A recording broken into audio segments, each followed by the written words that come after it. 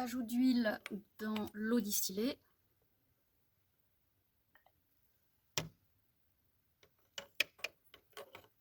Et ajout de quelques gouttes d'huile dans l'eau savonneuse, la même quantité.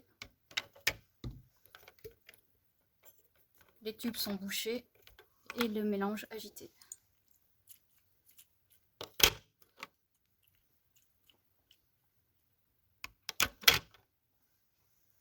On laisse décanter et ensuite on observe.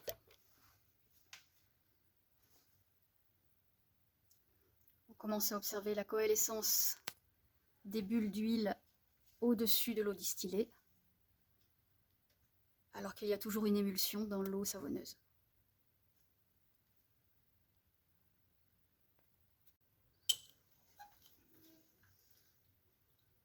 Donc on voit nettement dans l'eau distillée que l'huile s'est repositionnée au-dessus de l'eau puisqu'elle est moins dense, alors que dans l'eau savonneuse, on constate toujours une émulsion persiste.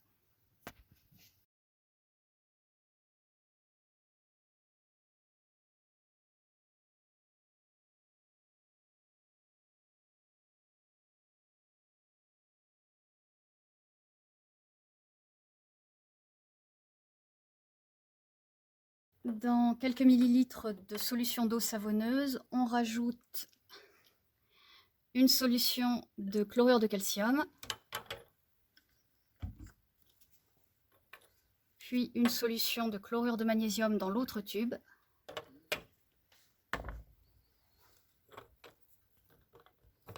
On bouche et on agite.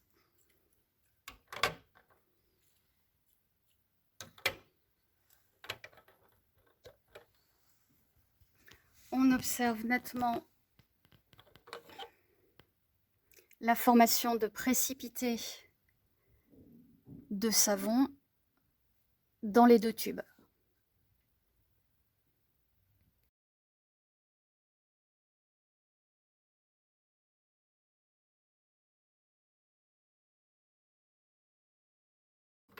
On verse quelques millilitres d'eau distillée dans l'un des tubes et une quantité approximativement égale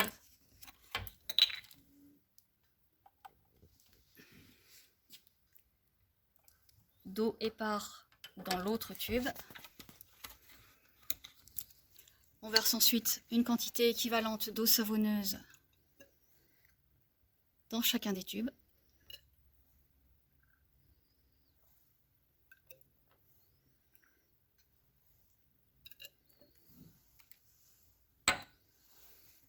On bouche et on agite.